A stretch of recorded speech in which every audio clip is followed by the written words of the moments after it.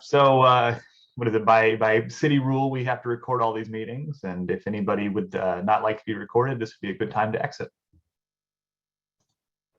Great. Well, for the recording, Megan Bronston. I am a project manager with the development division inside of CDD. So I work with Bureau and the city of Beaverton. And today I'm here to give you an update on where we are with the retail portion of the garage. I am going to share my screen and then hope that someone wonderful will verbally tell me that they can see my screen. Can see your screen. Yep, it's good. Thank you, all you wonderful people. Okay. So while I was making this PowerPoint, I got a little nostalgic, and I'm hoping you guys will give me 60 seconds of nostalgia to walk down memory lane a little bit of how we ended up getting here. And then after I walk down memory lane, we're going to talk about how we're demising the 6,700 square feet of ground floor commercial under this garage. We're going to talk about the tenant criteria matrix. What kind of tenants are we looking for? And how are we going to be scoring them, so to speak? We did bring together a community stakeholder committee, and we're going to talk about that to help us create those criteria. And then I'm going to talk about the recruitment, our recruitment plan, and then ask you guys for a little bit of help at the end. But let's start with some nostalgia. So Google Earth is a beautiful tool, and there on the left is the year 2000. And if everyone remembers here, this box here, this is Westgate Theater, the very famous Westgate Theater. Thank you very much. That's a story for another day, but famous Westgate Theater is on the left. And you'll notice the building that City Hall's currently in is, I think, there, and the crescent-shaped building, but all the rest is just vacant land and parking lots, etc. We then zoom forward a decade in 2012, and Westgate Theater is now gone. It's now this giant parking lot like a triangle. And we have a couple more buildings have come in, but not a lot. And about this time, City Council decided, and Bureau probably decided, you know what, this is a really important space. This is part of our downtown. This is a core key transit stop, etc. And it needs more attention. It had purchased with Metro this triangular shaped pier space that Westgate Theater was on, and it decided to embark on a 3-year planning process that HUD funded. The Creekside Master Plan is what it was called at the time, because for those of you who haven't been around as long as we have, this district used to be called the Creekside District. It's now called the Beaverton Central District. So we spent 3 years saying, what do we want to do with this triangle shaped spot? And the first one is this little triangle. What do we want to do there? And then we expanded from there. So 3 years of planning, we then went out and we did. And this is what it looks like today. We have brought in housing, we have brought in a hotel, and most recently we have completed a 7-story parking garage attached to our Patricia Research Center for the Arts. And for other presentations you get by other people, we are doing planning processes down here for the bottom third of this district. A lot has changed over those 2 decades, which is super exciting. But let's talk about what we're here to talk about, which is specifically this garage, but which is here in the center of this district. It's at this 100% corner of what is now Crescent and Rose Beachy. Those didn't necessarily exist before as they do today. And this key corner piece, we've filled in 3 of the 4 corners of this 100% corner. And so what we do to fill the ground floor is very important. So here is a view before we took down the fence. If you go by there today, this fence no longer exists, which is wonderful. And we now have Crescent Street, which is open, so you can drive on it. But right down here is the 100% corner, and is the commercial space that we now have the opportunity to fill.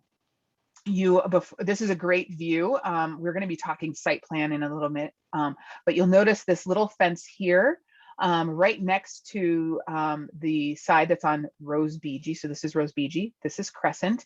It's obviously made for potential outdoor seating, but then this beautiful wide sidewalk could also be used for outdoor seating or artwork or other things within the plaza.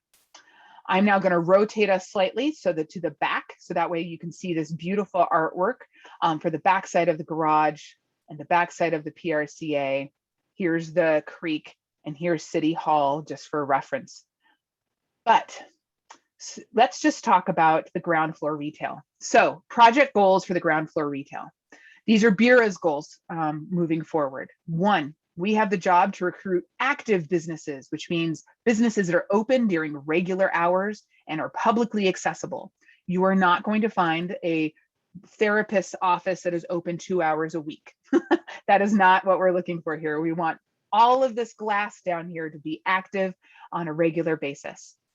We want to recruit businesses that promote arts and innovation in the district. That is a growing brand for this district of what we really want this district to be emanating. And so we should make sure that what we put in as tenants really aim towards that mission.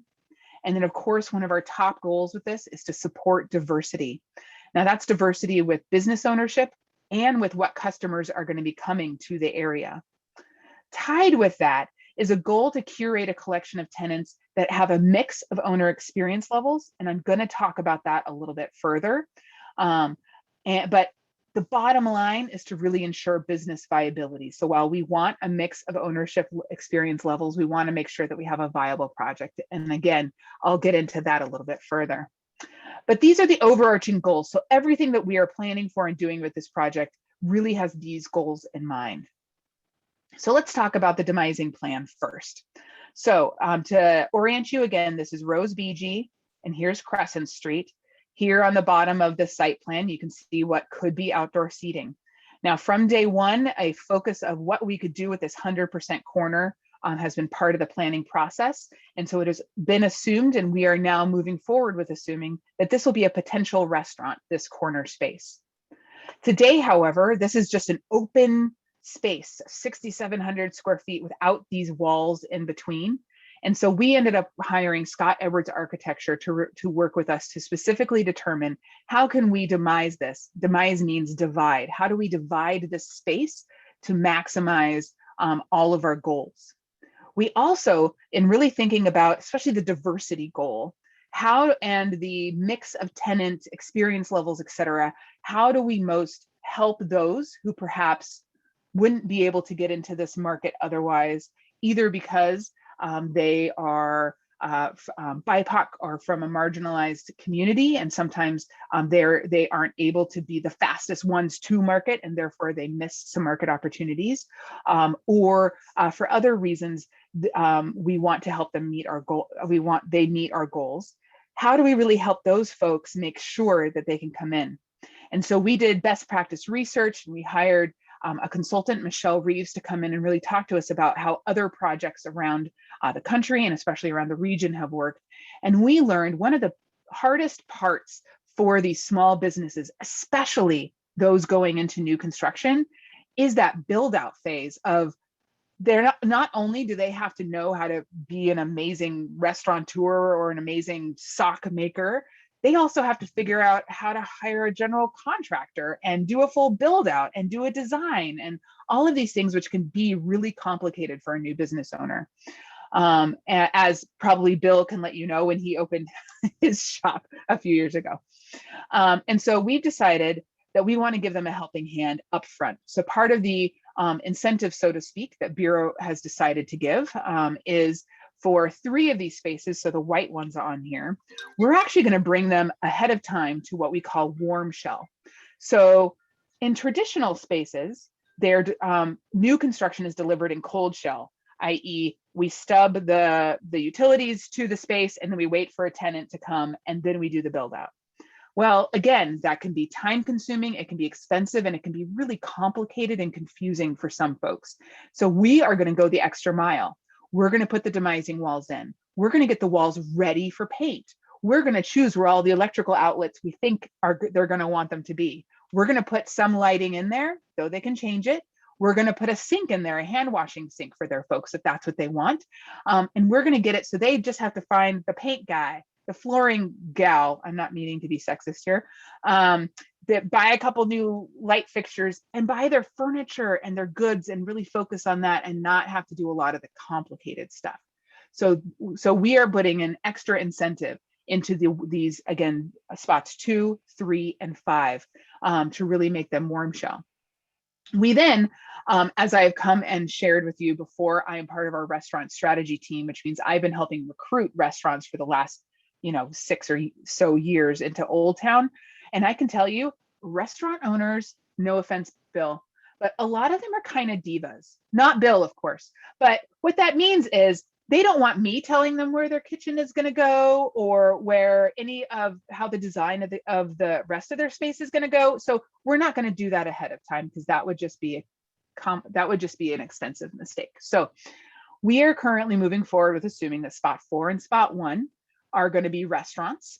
That doesn't mean they have to be, but the assumption right now, especially for the corner space, is that it's going to be restaurants. We're going to prepare them. So we're going to make sure that the hood shafts go to the space, that they have gas available, that electric and plumbing is stubbed there. And then the assumption is they're probably going to get some tenant improvement allowance to help with their build out. So they get a similar level of incentive, but with the knowledge that they're going to want to design it themselves. Kitchens are a lot more complicated than a retail space, et cetera. And so we're not going to do warm shell. We'll be doing what's called cold shell for those two.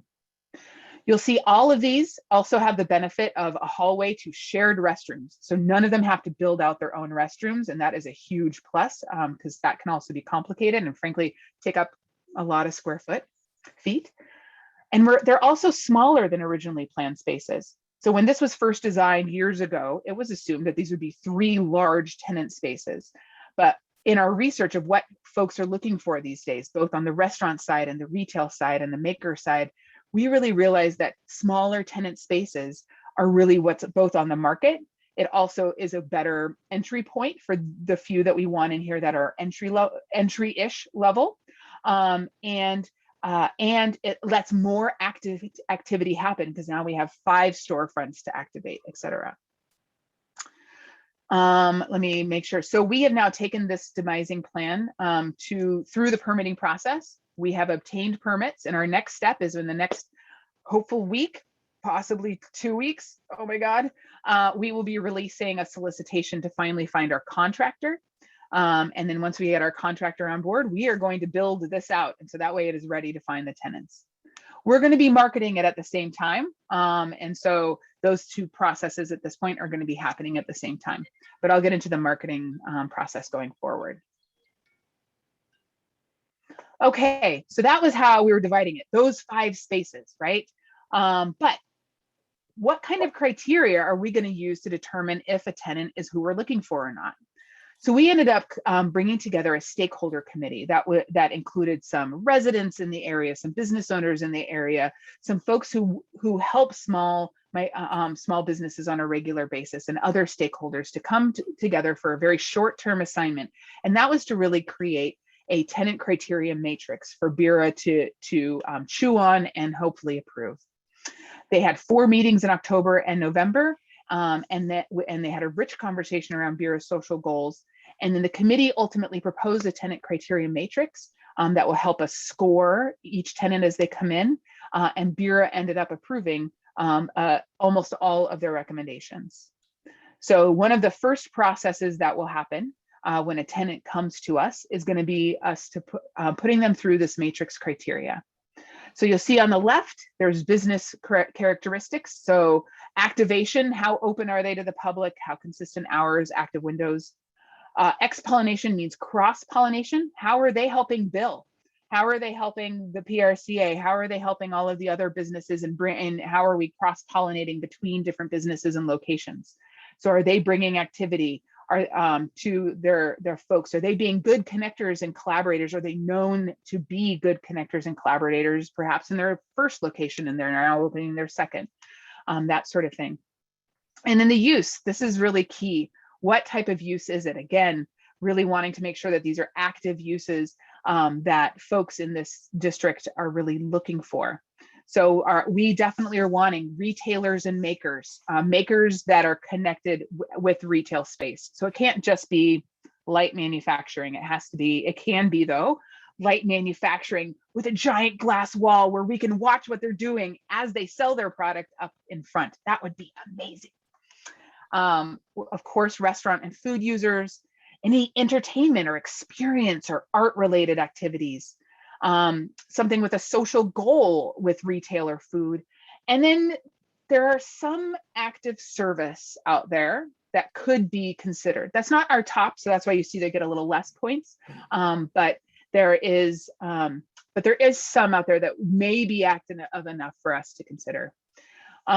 Please note, there's no office uses allowed and no members only businesses. So this would be if you had to be a Lions Club member to enter the door, that's not what we're looking for. It needs to be open to the public.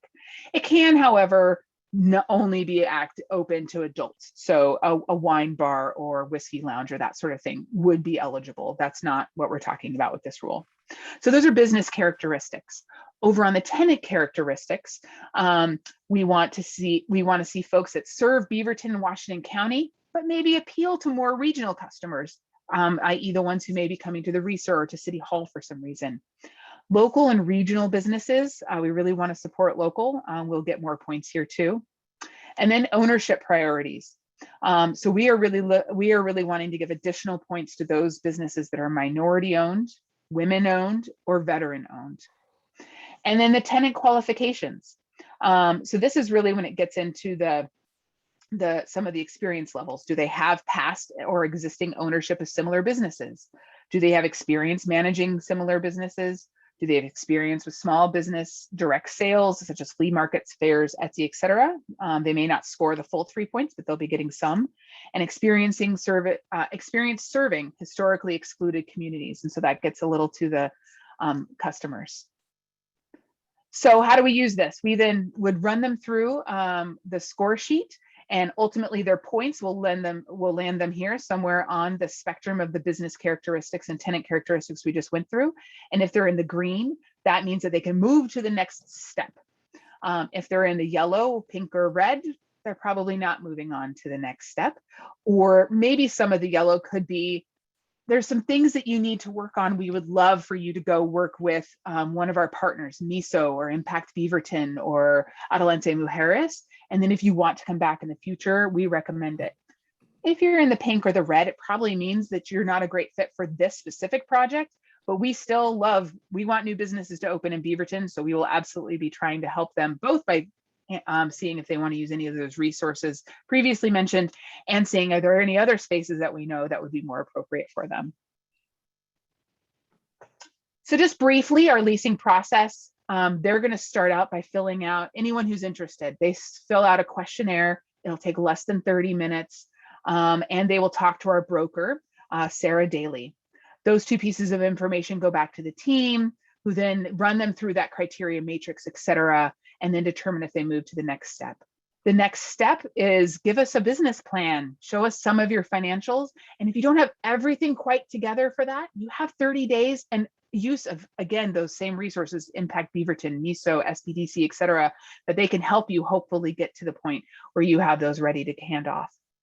If then we review those and you want to move off to the next level, then it's letter of intent and lease negotiations, et cetera, assuming that, again, we're curating a full business mix. And so part of it is still is the art of curating a wonderful cornucopia of tenants. So it's not all great tenants who first come through the door. We want to make sure it's a good mix and meets all of our goals. Okay, so we're still playing with this name. It may change the next time I come talk to you, but Bureau has indicated, again, as I stated earlier, that it really wants to support a variety of ownership experience levels. And to do this, what the lowest of the levels are those who have those small businesses who are really ready to move past Etsy or the farmer's market, and they're really ready to move into a brick and mortar, but maybe not ready to open up their own. And so an incubator type space for micro enterprise retailers, whether they are makers of art, of food, of et cetera, could be really beneficial. And Bureau Board was very interested in this. So staff has done research. We even, Tyler and I even got to go tour some of the local incubators in the area, including the ones listed here. So Sequoia Art Gallery and Studios is located in Hillsborough. The artists work inside of the art gallery, and then they have the opportunity to rent out the studios. We don't have the kind of space for studios, but an interesting cooperative art gallery like that could be really interesting in this type of project. Or Casa Key, which is out in Forest Grove. Adelante Mujeres is the one who manages that. And it's a retail incubator of folks who go through the Adelante Mujeres programs business programs, then have the opportunity to help run this shop and learn how to run a retail shop for the first time. So Bureau is still working out exactly what this is going to look like, what our request for this would look like, but they're very interested in this type of tenant maybe taking up one of the 5 spaces. The leasing process is intended to be something very similar that I already went through, probably a little bit more additional information requested. But the bottom line here is that it would for sure have a parent company that can really be the mentor and the trainer of the micro businesses. And we would be leasing with that parent company.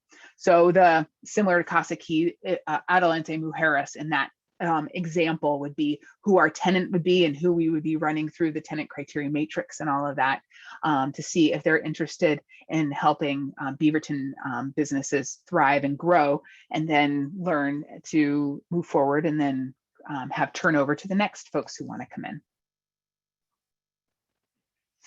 Okay, marketing. I'm throwing a lot at you guys. I'm hoping you're writing down questions. I'm usually fine with interruptions, and I should have said that early on. But marketing. So we're going to do this in phases. Again, this goes back to the equity piece. The first phase that hopefully we're going to be launching here in the next couple of weeks is to really market to those underrepresented populations first. So we are not going out to market to the world right away. We are going to go to work one-on-one with our CBO partners. Those that I mentioned earlier, and a full list is listed here, specifically in case you have any that I'm missing that you think that we should talk to. But those who are working with our local micro enterprise businesses, let them know about this opportunity for these 5 spaces.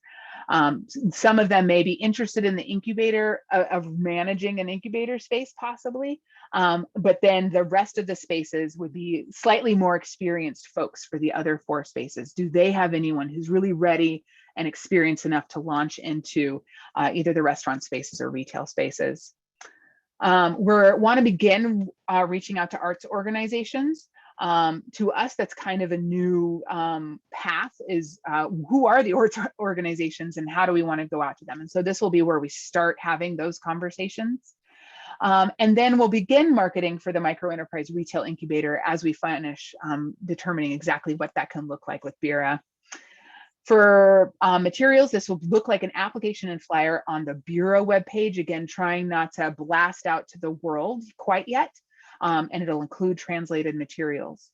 Then once we feel like we have now got that engine going, that the folks of our underrepresented populations have been talked to, and they have had the opportunity to come to us first, we'll then open up the market. So this is when it would land on the broker's webpage at NAILA, when it would go out on LoopNet, when it would be talked to and marketed to other area brokers, et cetera.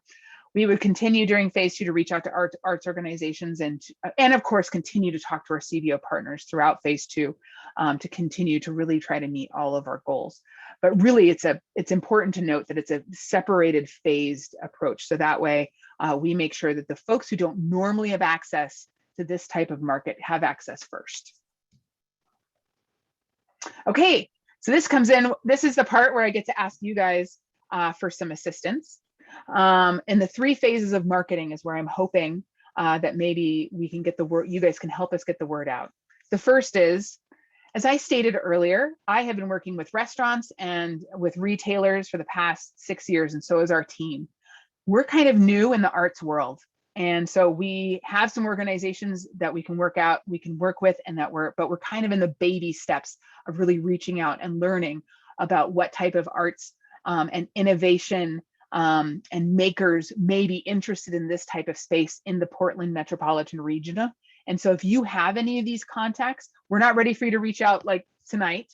But if you have any contacts you want to give us, that's something that you can give us after the meeting tonight, tomorrow, over the next few days. And then in the next couple of weeks, when we have a flyer and a website ready, we'll give it to Chase and Tyler. They'll send it to you.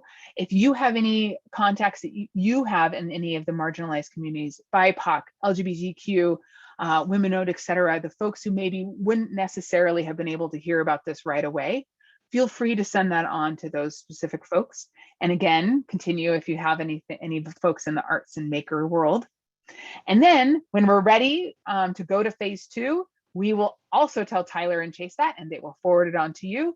And then you can tell the world, and bring everybody that you happen to know to the project, and we will love it. So now I'm going to stop sharing so that way I can see you, and I'm going to see if you guys have any questions or discussion about that. A whole host of questions. First, awesome job, Megan. That was a really great presentation. A lot of helpful information and a lot of exciting things happening in downtown Beaverton. So great job to you and the whole team. I know how hard you all have worked for so many years. So it's great to see like it about to take off. So I have a few questions on the presentation. One is about the master lease model. Questions on that. So how long do you think each sublease will last? And what is the typical, I guess, sublease rate, if we know that? And is the city going to provide any like guidelines to the master lease company that you partner with? So if you're referring to what I was calling the micro enterprise retail incubator. Sorry. We have several incubator conversations happening at the city, so we're really trying to find a different name for this. So if you guys have a wonderful name that means micro enterprise retail incubator, but isn't a mouthful and doesn't include the word incubator, send them my way. If you're referring to that, so that would be something that we would need to negotiate, and that's part of what we're still working out with Bureau and why we're not ready to go to market, is to talk about what the rental rates would be. Because our research has shown that while the artisans and makers and folks that are in there selling their stuff could sell and be amazing at the exact same rate a traditional retailer would, there's a decent amount of overhead to have that parent company providing that mentorship and all of those resources. And so they may need some sort of lease reduction, but that is something that is 100% still in a bureau level conversation before we would go out. So it's unknown what that would be at this time. The rest of the rents of the rest of the spaces, because we're giving essentially 6-figure level incentives in the beginning by helping them so much with their build outs, the assumption is most of those are going to be pretty close to what market is today as far as rent is concerned. And that would be for the 2 larger restaurant spaces, right? So that would be for the, I'm going to pop up the site plan one more time. So that would be for, if Megan was a guessing person and queen of the world and always got her way, wouldn't that be a wonderful world? Let me just say. Anyway, the retail incubator would be in spot 5. And because it has this wonderful back of the house where some fun things could be happening. Anyway, I could tell you a million reasons. So the assumption is 1 through 4 might be closer to market rate rents. And then it would just be the 1 incubator potential space that could be reduced rent. Again, all of that is still at bureau level conversation as far as what the rents should be. Okay. And then my other 2 questions would be on the leasing process. You had a slide about that. So like when they submit their financials for that 30-day review, like who would, I guess, oversee it? Would that be like an ECDEV thing, or would it be like a company that the city contracts with? So we have a combination team of both our internal team that would be reviewing it. So development division, economic development, working together. Plus we do have an outside consultant that has been helping us actually on the development of the full parcel, and that person would probably be looking at both the financials and the business plan portion with us, along with, of course, the broker, to ensure that we are understanding the folks who are wanting to come in effectively. Okay, cool. Thank you. Hey, Megan, do you have any paid media budget to put behind the recruiting effort? I was just thinking with the arts organizations, you should be able to do a programmatic digital campaign that could hit all of these audiences for the recruitment effort, I would think, pretty easily. That is a really good question. We do have some media budget that is part of our brokerage contract, but you're talking about maybe doing some fun little like video clips and that sort of thing. Yeah, that are a little more on the artistic side. Yeah, just a programmatic either like banner ad campaign or video campaign that you can target these groups pretty easily, really, and kind of reach them wherever they are online. I would just think that would really be an easy one for this. I appreciate that idea. Thank you. Yeah. One other quick thought I had too. I was thinking about the heritage of the area, and I don't know if obviously I don't even know if this is a possibility or if the company is interested in this, but I thought what a fun area it would be to have like a Beaverton Foods flagship store or like interactive, like, small restaurant or cooking demos or something like that, given they kind of started from that area. So just another Right. That's a fun idea, right? This used to be their horseradish farm back in the days. So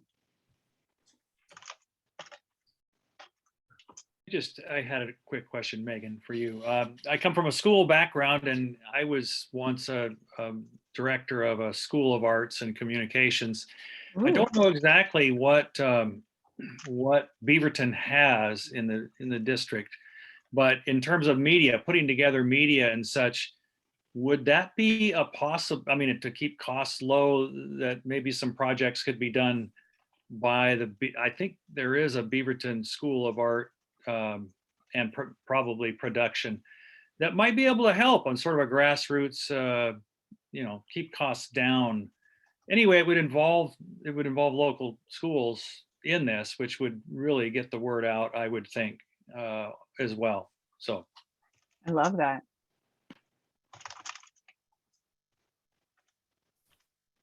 just an idea.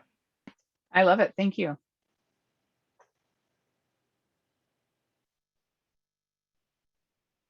Any other questions for Megan? Yeah, I have one more.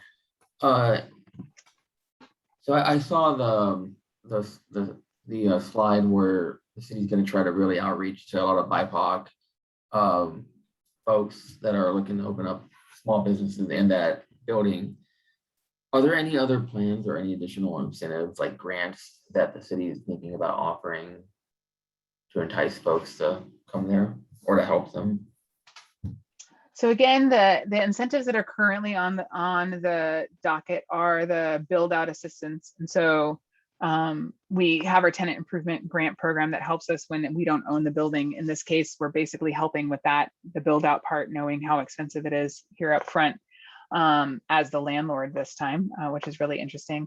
And by doing some of the build out up front ourselves, and then providing the all of our partners assistance and those timelines, knowing how long it can really help take these businesses to work with our partners to get to the point where they are ready to be tenants in a new construction business. Those are the key incentives that we're offering at this time. Okay. Thank you. Mm-hmm. Okay, anybody else before we go on to then Katie and your next item?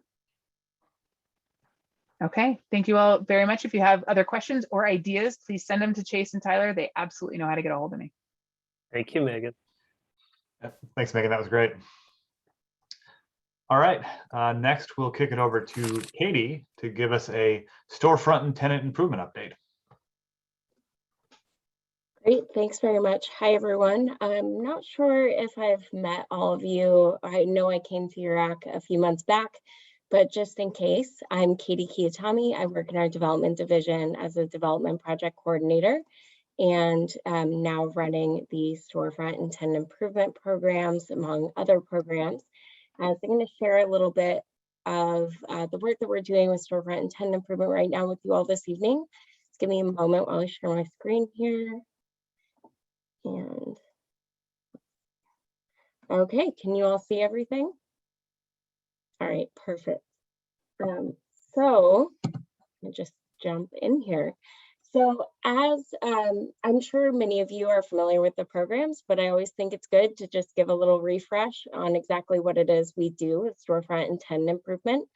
And I also do want to say before I forget that if you have any questions, Megan had a good point. If you have any questions at any time, feel free to unmute and ask or raise hand. But I do have a couple of points throughout the presentation where I'll be asking questions, and so we can talk then as well, and at the end, of course.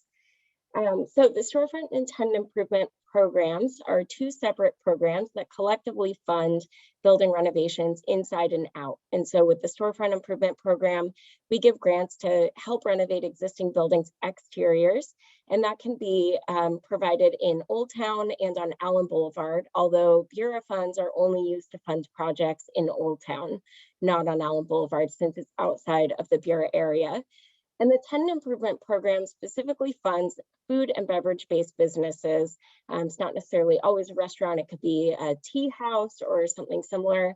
And those projects are allowed in Old Town and in Beaverton Central, where we're talking about the garage retail. So in this case, this is the program that those tenants that Megan was just talking about would be eligible to apply for so that they could receive some assistance in building out their space. And the two types of grants that we offer here are design grants and improvement grants. And so you can see here on the screen an instance of a design grant. It's one of our recent grantees, and they just got their improvement grant and hopefully will be beginning construction in the next few months. So in this case, we the city, will hire an architect to complete a scope of work and do an initial conceptual design to sort of rethink an existing building. So this can be a storefront grant or a tenant improvement. So it can be for the inside or an outside of a space. And then afterwards, a design grantee is eligible to then apply for an improvement grant where they can receive up to $50,000 or 70% or up to 70% of their project cost, whichever is less, to put towards the cost of construction. And so this is a really helpful incentive to support people who are taking on larger scale, but even small scale building renovations to help reduce that cost so that that renovation becomes more feasible for them. These programs have evolved quite a bit over the years. And so just a couple of quick highlights. In 2015, that's when Bureau really started helping to fund these projects, starting with storefront improvements only, and then creating the tenant improvement program in that same year. And then shortly after in 2018, by that point, we had the city's restaurant strategy going, tied in the tenant improvement program with the restaurant strategy to really make that program available only to restaurants, which, as I'm sure we all know, has resulted in our very successful restaurant row. And since 2018 has brought over 40 restaurants to downtown, which is really substantial. Over the years, since we've made a few more updates, increasing the maximum grant to $50,000, which I just mentioned. And over the last year, we made quite a few process updates, helping to sort of simplify the process from the perspective of the grantees, so these projects can run a bit smoother. And so now going forward, we're in this next stage of thinking through what these programs will look like from here going forward. We've seen a lot of change in downtown. And so that's really what I want to talk about this evening. So we've seen some challenges associated with this growth.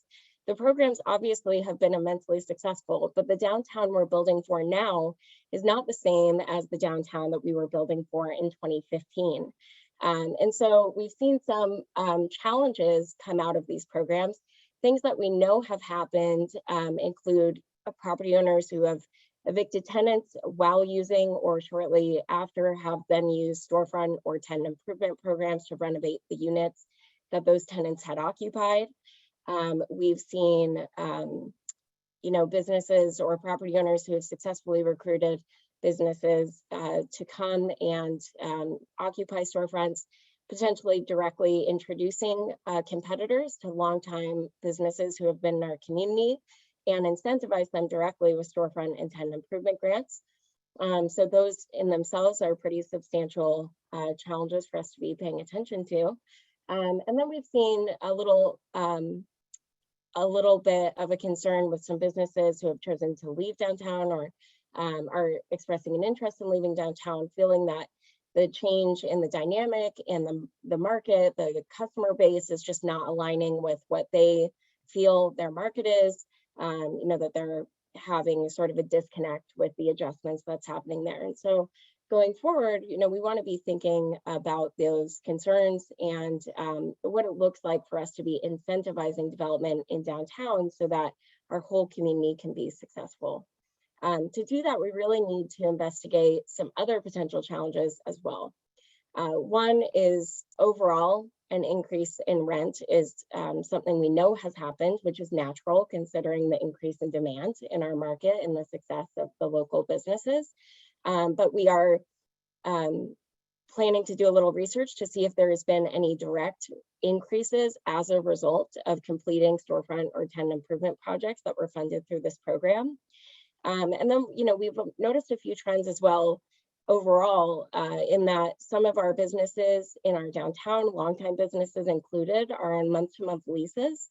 So they don't actually have any sort of protection as a renter, which makes them vulnerable to displacement in a way that others are not, especially new incoming businesses that are signing 10-year leases or more. Those businesses are coming in and inherently, of course, having a lease, then have a level of protection that our longtime businesses may not have. And we're also looking at businesses that are sitting on desirable parcels. Maybe they rent in that building, they don't own the building, but that building happens to have, say, a parking lot behind it, or something that makes that space very desirable or easily buildable because of obviously the high demand for space that we're seeing in development that we're seeing in Beaverton right now. Those businesses are at risk of being displaced as property owners consider selling those properties. And then overall, we've heard a lot of feedback from our local businesses that they've experienced a loss in revenue during construction activity that's been taking place. Some of it being conducted ourselves, things like the garage, others things we aren't necessarily involved in that are private in the private sector, but regardless, this overwhelming interest in downtown, as we all know, has a lot of highlights, but we have some drawbacks here that as pertains to the storefront and tenant improvement programs, I feel we have the ability to address. And so, we're talking a bit about our options here. So what we'd really like to do going forward with these programs is obviously continue these positive outcomes. We have so many stories of businesses who have been supported through these programs and are thriving as a result of it. We've given out almost 140 grants at this point over the last several years, which is so substantial.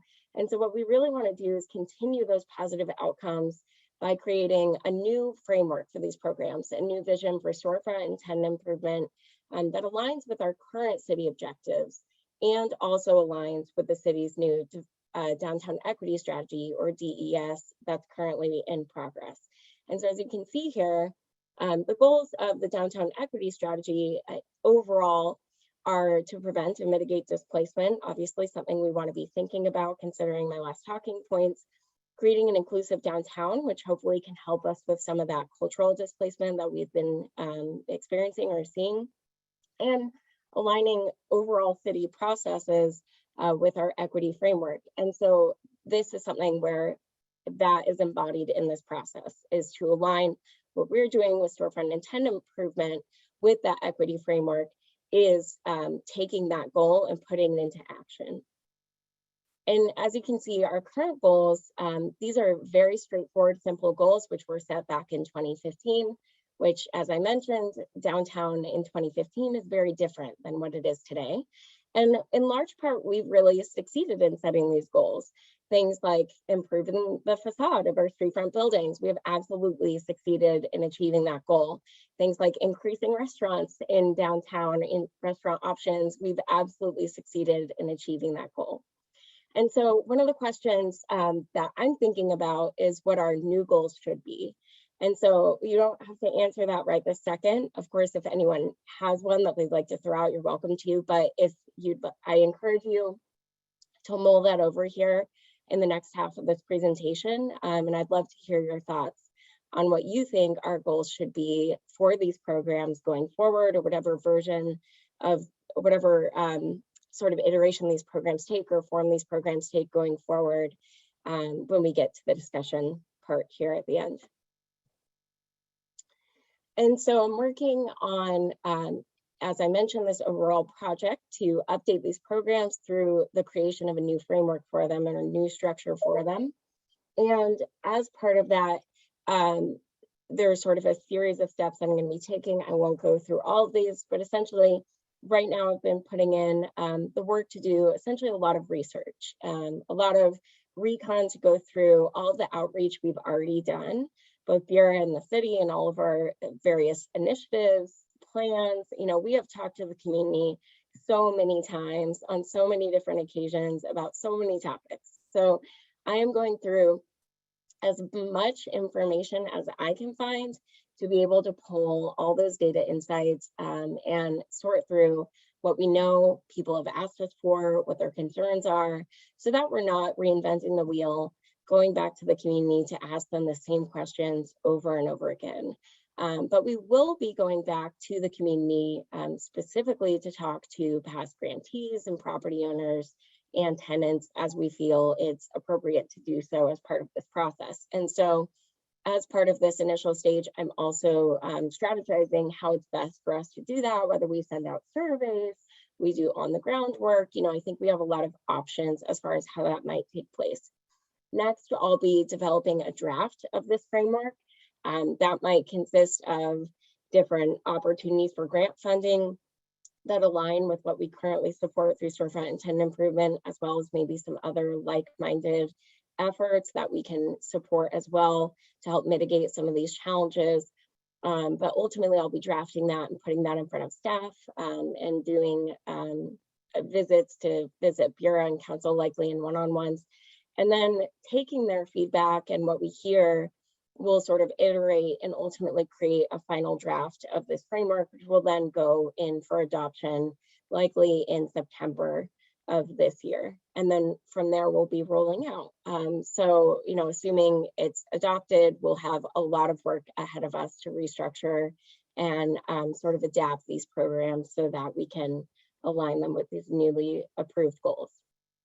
So I know that is a lot of information, but I would really love to hear what all of you think about this overall effort and what concerns or what questions you might have for me specifically. And just in general, I am particularly interested to hear what you all think about, you know, the issues that we've identified in the community that we've observed, if any of you have thought of those before, or if that's been on your radar at all. I would love to hear about that, and also about community engagement. So reaching out to members of the community as we do this, any suggestions or advice that you have in that process, I think would be really great to hear.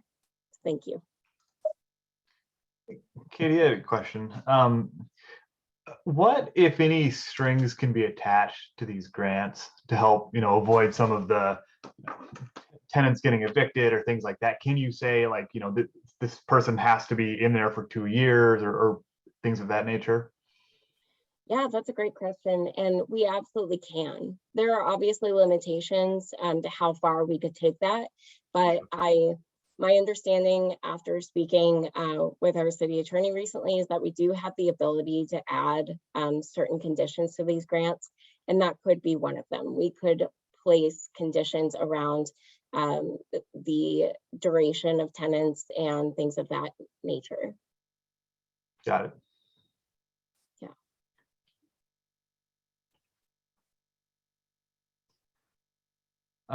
As far as some of the goals going forward, you know, one of them, and this is just my opinion, but I have a feeling that even when COVID does go away, you're going to see people with more of a preference for eating outdoors. Just, I think we've gotten used to not being as close in with people. And is that something that maybe you guys could look to help restaurants that maybe don't have much of an outdoor presence establish one? Yeah, so the city just created, and actually I'm also running our new Open Air Beaverton grant program, which funds grants for outdoor seating areas or service areas that are in parking lot spaces. But one of the things that we have, and Megan, before I came into the picture, has experienced on multiple occasions, is a struggle for businesses to have seating areas for outdoor dining when it wasn't on a parking lot as well. So, you know, areas that are a deck in front of a business, in an area that had been landscaping, or in front of an area that had been a walkway, there have been a lot of obstacles for encouraging outdoor seating areas as part of these projects. And so I do think that's something for us to maybe look into as far as components. Yeah, and I would be curious to hear if you or anyone else here has specific ideas of the kinds of activity that you would like to see supported through these programs. If we should continue funding only restaurants for with tenant improvement grants, if these grant types should be opened up to businesses of all types, geographic areas. There's a lot for us to be thinking about as we're going through this process, and thinking about the overall goals of what we're trying to encourage through these grants and these public dollars that we invest. So yeah, if anyone has ideas on those, I would love to hear suggestions. Thank you. Hi, Katie. I would love to see that program expand into funding other types of businesses besides just restaurants. You guys have done a great job over the past 4 years, 5 years of building a restaurant row and enticing tons of different new restaurants to come into the area. But at some point you're gonna reach, I don't know if we've reached that point yet as a city or maybe in a few years, but diminishing returns, oversaturating the market, especially that small area with restaurants. Maybe there could be other things to do in downtown besides just eat and drink, right? Maybe it's like a ping pong bar or a karaoke place or just any type of other entertainment or even non-entertainment businesses that can help make that area thrive even further. So along those lines, one of the things, and I have a couple of questions that maybe come out of my ignorance or my bad memory here.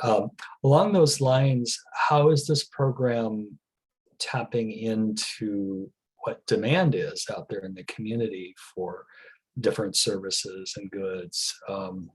That's my first question. And then the second one, in terms of storefronts, like what guidance is there in terms of having a theme to these storefronts that's compatible with adjacent businesses or the particular neighborhood? Those are my two questions, and maybe they've already been answered long ago and I've forgotten the answers. So I apologize if that's true. No, that's okay. I don't think I did. But those are excellent questions. And so to speak to the first question, I think the sort of impetus for a lot of the projects that come to us for these grants is someone who's just leased or just come into the community to purchase a property. And so even though these grants are available to existing businesses, the majority of the grants that we give in the last few years at least have been to new businesses who are coming in to Beaverton. And so in a lot of cases, we've had our economic development division out there talking to people who are interested in doing business in Beaverton. They mentioned the Storefront and Tenant Improvement grants as, essentially a subsidy that you can leverage when you come into our community. And so we've seen a lot of businesses come in and use these grants right off the bat. And so I do think if we're interested in branching out to support other use types or to provide other types of grants, then there's a lot that we could work with as far as who we're talking to and at what point in their process of coming here we make that first contact. But I do get a lot of we accept applications now for the programs on a rolling basis, so there's no deadlines to apply, and I do get a lot of just cold phone calls from people who are interested in opening businesses here. A lot of them are local residents who are opening their first business, and they heard about this. I had one of those phone calls just today. And so, it's all the time I get cold phone calls asking about that. And so it kind of falls on people's radar in different stages. But in most cases, I'm getting in touch with people shortly before around the time they know they want to sign a lease. And as far as the idea of, how we can better understand the use types and sort of what that healthy mix is, it's not my area of expertise, but I would say that would be an excellent question for me to check in with our economic development division and talk with them a little bit about that, and see what their insights are, because I do know, and Megan maybe could speak to it, but in the past, we have brought in consultants to take a look at what our options were, which is how we came up with the idea for Restaurant Row and creating the restaurant strategy effort. But that, of course, was several years ago, and things have changed quite a bit. And so it could be that as part of this, it's time for us to kind of take another look at that. I have a question, Katie. Thank you for this presentation. I was just piggybacking off some of the others. How, and I just don't know because I'm new. How do we get demand? How do we determine what people are interested? Is it cold calls? You just mentioned cold calls. You got one today. You were pleasantly surprised, but I'm just curious. We have some really remarkable restaurants, and I love the outdoor seating spaces that are being made kind of as a process of COVID, I'm assuming. I think it's wonderful. But then I started to think of Josh's question too about other businesses maybe coming in here. What process are we using, or have you used, the planning, I guess, to get input about who's interested to come here? Yeah, well, it's changed a lot over the last few years. Initially, when restaurant strategy was really getting off the ground, it was, Megan and our folks in economic development showing up at events and networking events and just handing out business cards and telling people that we have grants available if you open a location in Beaverton, and trying to get them to come here. And so that's taken some time to come to fruition. So some of those very early conversations are only just now opening those businesses or have just finished construction. And so that's been a process in itself. But, initially it sounds like we were really out there putting the word out on the streets as much as we could. And then over the last couple of years, as that has been successful, we've had more people coming to us. And so we've then been doing less of the boots on the ground outreach and more of, taking those phone calls, helping people understand what their options are. And I do get a fair amount of cold calls about this. And now we have local landlords, property owners who own buildings who have now realized that they have an opportunity on their hands and are interested in doing something else with it. And so they're open to a new tenant and looking for one. So, it's definitely a mix, but has changed a bit over time. Megan, I saw your hand went up. Do you want to add to that? Absolutely. So just to add to what Katie was talking about, so the original restaurant strategy was actually not to ask the question, who are the folks wanting to come in? It was, what should our policy goals be? What type of folks do we want to recruit here if what we're wanting is a vibrant, active downtown? And we did hire some consultants and did some best practice research, et cetera. And the answer was, to get boots on the street, you need restaurants first, and then retail and entertainment and other active uses are supposed to follow. And so we were given the marching orders of think small, Old Town only, not all of downtown, think Restaurant Row, and go out and get the restaurants in there to really meet those top goals. And so it wasn't because we had a whole bunch of restaurants knocking on our door at that time. It was because we had the specific public goals to do that. Now, what Katie is eloquently talking about is, okay, that public goal is met. We've now, as Josh said, I think we've kind of met our goals with the number of restaurants in Restaurant Row. What should the next public goals be? What is the market not already doing? And that is where the public sector should really be talking about what we should be doing and how we can be helping change the market to make the downtown what we really want it to be.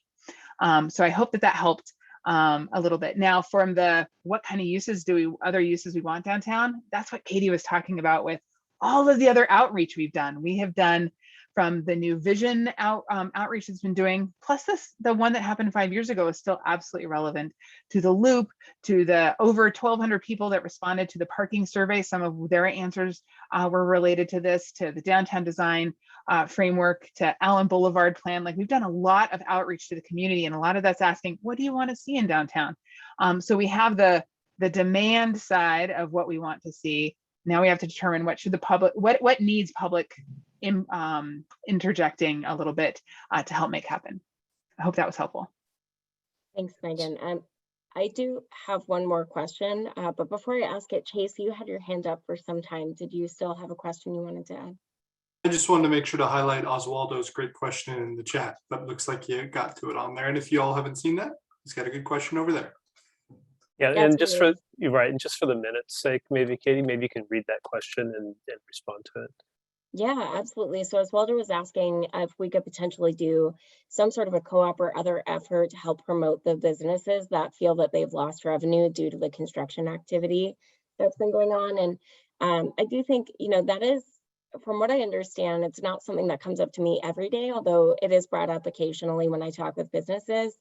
It is a very big concern that our businesses have been addressing and sharing with our staff on a regular basis. And so I do think this opportunity of looking at storefront and tenant improvement, which actively, occasionally contributes to the construction noise and debris floating around downtown, we want to be thinking about our impact as well. And so this could be a great opportunity for us to be thinking about that in this moment as we're restructuring or looking at this program's new framework. So I think that's an excellent opportunity, and I'll definitely explore what our options there are there as well, though. So one question that I had for you all is just, what do you want to find out about local businesses and how these programs are helping them? If there was a data point that you would want to know how effective these programs are right now or how they could improve, what is that data point? I'm kind of curious if any of you have suggestions as we're thinking about that outreach we're going to do, the surveys we're putting out, if that's the direction we end up doing for engagement. I'm just thinking about all the insights that we're collecting, and I want to make sure that those insights reflect the information that you ultimately think we should be gathering. I think one metric or maybe two metrics that you could be great to see actually would be like a before and after the storefront or tenant improvement investment. So like maybe number of sales versus before versus after, maybe incoming foot traffic if they track that. Just be interesting to see like before and after and try to correlate that to the investment. Yeah, that's great. Thanks, Josh. And particularly related to the size of the investment, just sort of an ROI calculation, just so and then the Bureau understands how much bang are they getting for their buck, and are there particular cases where it's more effective versus less effective, that kind of thing. Great. Thank you. All right, any others? Do you all have any questions for me while we're here together? That's everything I had on my list. So if anyone has any other questions you'd like to ask, I'm happy to answer them. Otherwise, I think we could probably call it. This isn't really a question, just more piling on to what Josh was saying earlier. One of the things I was noticing around Christmas time when I was downtown, I was like, it'd be fun to just kind of walk around downtown from store to store and just pick up little things, little gifts for people, and wandered around a little bit and was like, there really aren't that many places that you can go into and buy that kind of thing. There's plenty of great restaurants, but you can kind of only eat lunch once. So, just in terms of things that I think would, the restaurants bring people downtown, how do we keep them downtown? Yeah, definitely important to be thinking about right now. And there has been conversations going through in our community development department about how we could expand to support other uses and what that looks like. And so, I'm sure I'll be back with an update on that front in the near future. So I think that's it. So thank you everyone for having me. I really appreciate it. And I'm always available. If you have any other questions, feel free to share them with Tyler and Chase, and we can touch base again down the road. Thank you, Katie. Thanks, Katie. And thank you to both Katie and Megan for finishing exactly on time. I love it. All right, next, Chase with some my favorite part. It's the urban renewal area updates. And now I'll be the one who doesn't finish on time. I hope you guys are good staying here till 10:30 tonight. No, we did give, y'all asked for a little bit more time to go through these. Sometimes you just speed through them. And so we want to take a little bit more time tonight to highlight a few major project updates of items going on in the urban renewal area. biggest one right off the top, and just like the other presentations, please raise your hand, shout out, jump for joy when you hear something, and we'll get to your question on that. But the first one is a biggie. So we touched on it a little bit already tonight, but as of 8:12 p.m. tonight, the Beaverton Central Parking Garage will be opening for its first day on Wednesday in the morning. Really exciting news, long time coming, lots of opportunities there. There'll be more communication going out about it in the next couple of weeks. We want to get it open, get all the systems working correctly and properly with all the folks nearby, and then really put out more information and exciting stuff about it to the rest of the community once we just made sure that all the kinks are worked out of the system. Do you guys have any questions about the garage? We do have a garage page, but I'm happy to answer any right now. How much does it cost to park in there? Yes, the parking structure. So the rate fees, I'm going to make sure I pull up the right info right now for you, Oswaldo. It should be and Tyler, correct me on this if I'm wrong, $1 for an hour. And this is for the public parking in the garage. And then that's for the first 8 hours. From 8 hours to 24 hours, it's a flat rate, I believe, of $12. Is that right, Tyler? I believe it's 15, Chase. 15, sorry, thank you. It's 15 there. I need to look in on my small screen here. 15, and then if you happen to lose your ticket, $18 for a lost ticket fee for a max fee. That's the current pay structure, the one that has been voted on, decided by Bureau, and who knows in the long term going forward what it'll look like necessarily if we get data back as we're looking at how it works or doesn't work for different folks, but that's what we're going with it opening. And is that at all time dependent or just anytime at the same fees? Currently, anytime, same fees. Thanks. I think we went with the keep it simple for now approach. Any other garage questions? Yeah, and just for point of clarification, so Bureau Board is the actual decision maker on the rate structure. Molly had taken a couple, and I don't know if she brought it into this group or not, but a couple different options to consider, and Bureau decided to go with this simple price structure at this point in time. It could always change as we try to figure things out, but that's the rate structure as of today. Tyler, while I have you on, would you also be willing to talk just a little bit about Crescent Street and the research? Yeah, no, I'll be happy to, Chase. Thank you. So, yeah, big news these past couple of weeks. We've been able to actually get to some very clear understanding of where we are. And I'm going to share a page here, if you don't mind me doing a share screen real quick. So what you see here is the Research home page, and on here you might be able to start scrolling through and seeing grand opening spring season. If you are interested, take a peek, and you may be invited even to some events that are starting up here in March. The hope is that March 1st, things will be open. March 8th is the first performance. Let's see if it's how this clicks in here. Sorry, I should have played around with this site a little bit better. I thought I could click right on to some of these performances, but I'm not sure pronounce it correctly, but Nobantu, thank you, is a Zimbabwe a cappella group, and they will be the first performance on Women's Day and March 8th, and they are supposed to be outstanding, and the fact that we have them here at the Research for the first performance is quite amazing. So very, very, very lucky.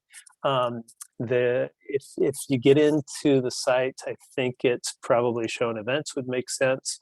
I think you'll be able to start seeing things scheduled out into May. And obviously I don't want to go through each one of these, but just to give you an idea of what's up and coming. And with the Reser opening up here in March, wow. So along with that, Crescent Street itself has been closed for quite some time. And we finally were able to get that open to just the glee of our residents living there, businesses. It was closed for longer than anyone could have expected. But if you get out to the site here, I would suggest looking at it during the daytime, maybe walk around, and also in the evening when the lights, street lights have come on. It is a very, very nice streetscape, in my opinion, of just quite different scene than it was 2 years ago. So we're excited. Long, hard process for a lot of folks and for those businesses and residents that abound the site. And we are very grateful to have such amazing people that live in our community. So thank you. And please take a look at the Reser webpage. All righty. Any questions for Tyler on those two?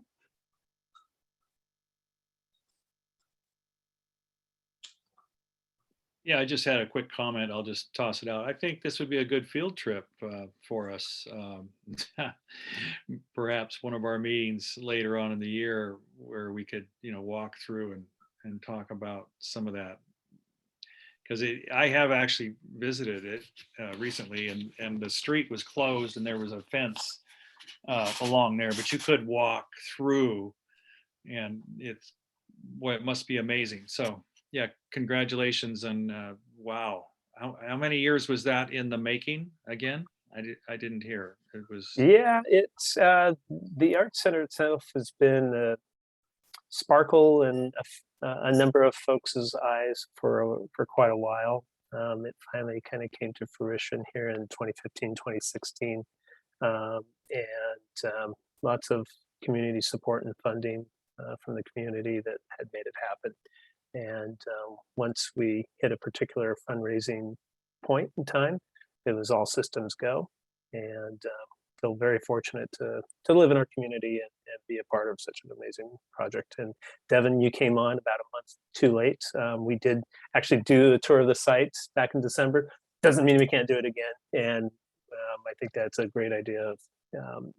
One of the things that I think we've talked about and we tried to arrange this back in November, December, was to actually do a walkabout of all of our areas in the core area, and to get a sense of where things are coming or have been and where they're going, and having that kind of full aspect. And maybe springtime we'll be lucky enough to be able to do something like that. It's a great idea.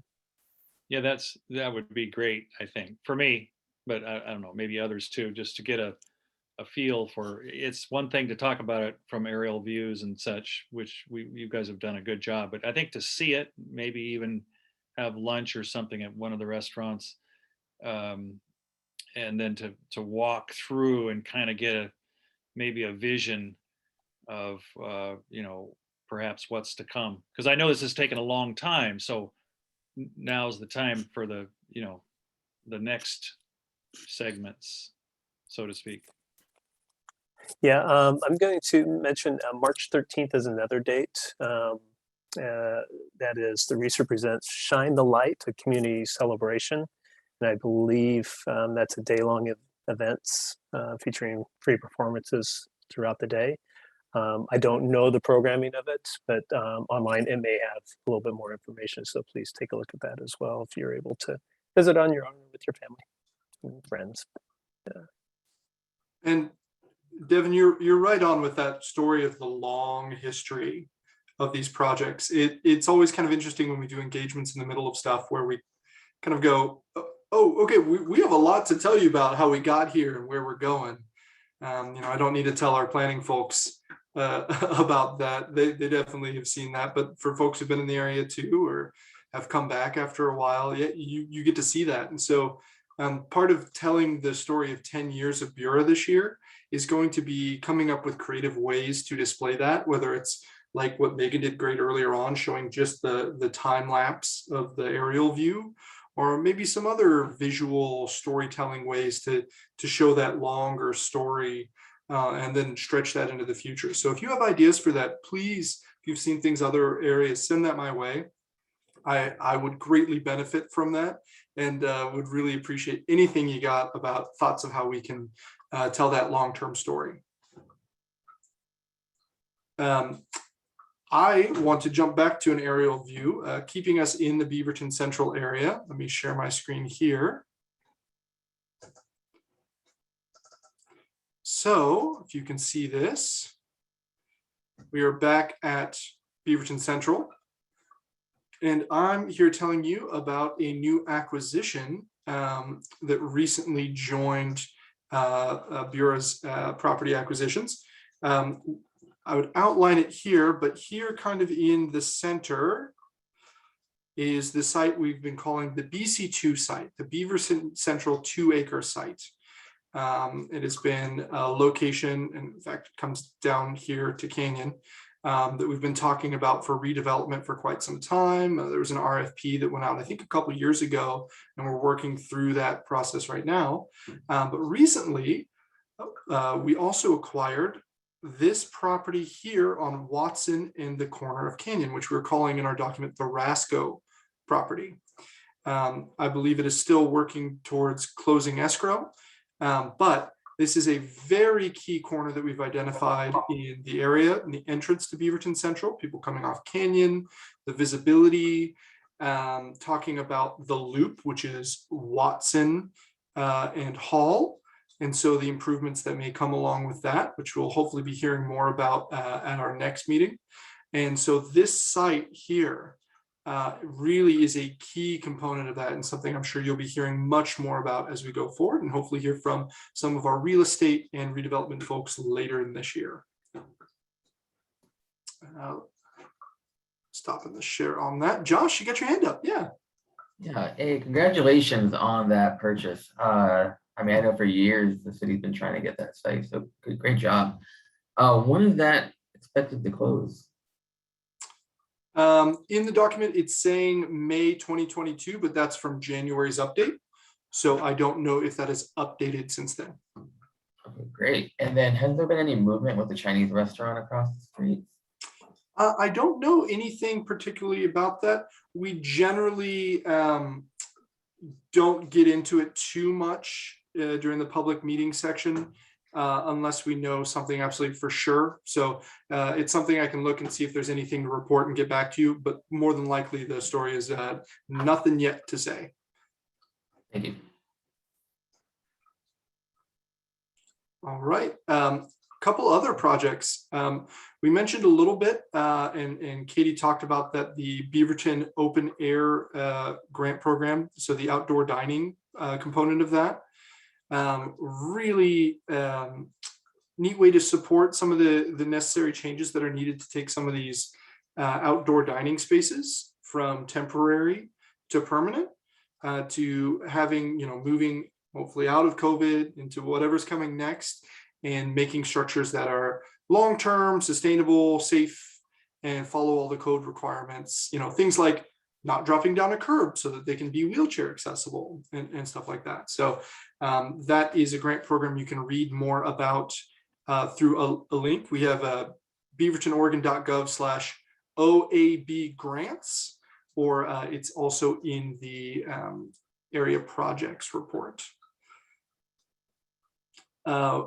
One of the things we're working on with parking, and it's related to our garage, but it actually is going to be expanding out to the rest of downtown, is our downtown parking compliance program. So this is ambassadors that will be working to help with enforcement downtown.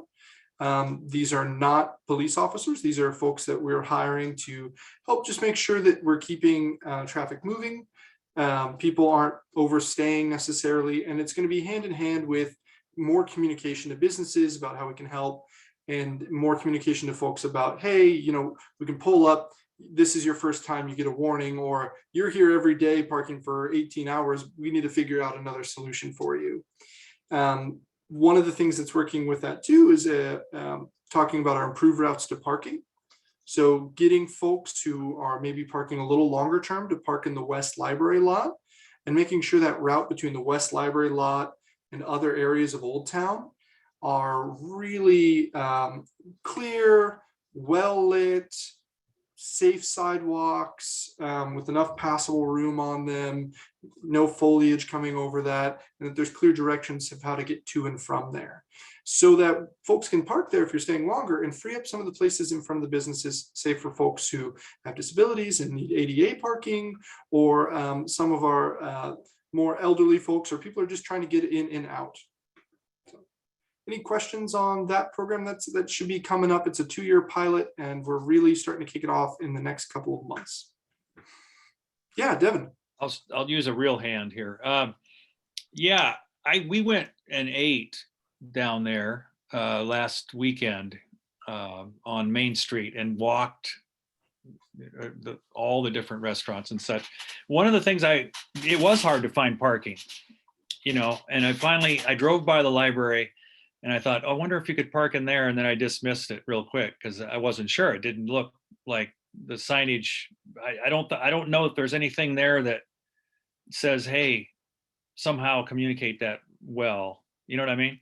And it wasn't full either. It was there weren't that many people. And I think that would have been a great spot. And I think we'll go back and I'll park there. I just wanted to signage about, parking, if it was possible to make how do you communicate that? And I don't even know how. Yeah. I'll respond to that, Trace, if you're okay with that. Great points, Devon. And there's actually a work plan that we are going to be following here, which includes improved signage, because over time, it was library parking. And now that we are in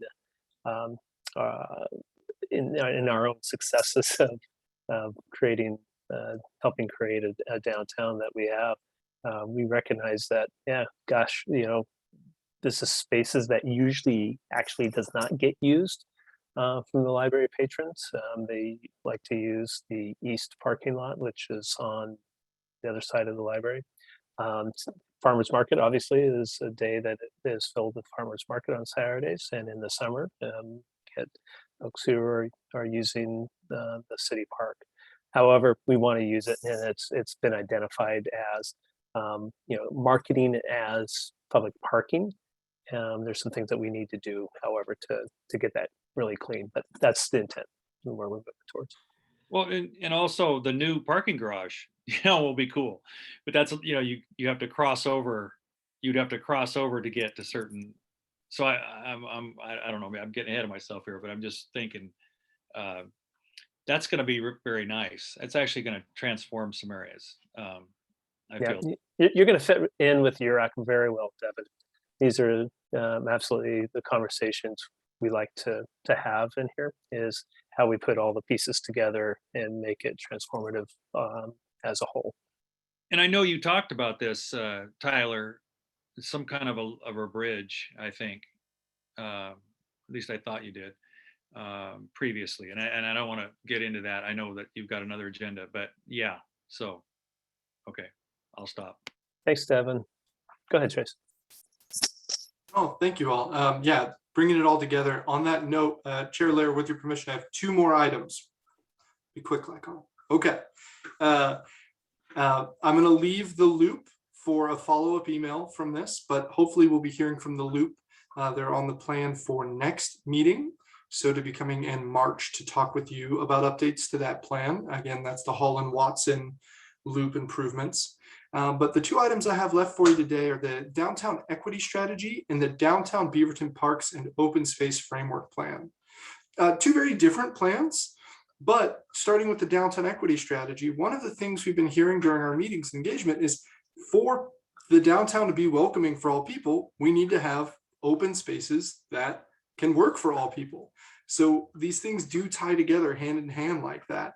or, you know, the outdoor dining, right? Like we were talking about earlier, and how that ties into making a welcoming space for all people in Beaverton and people visiting us.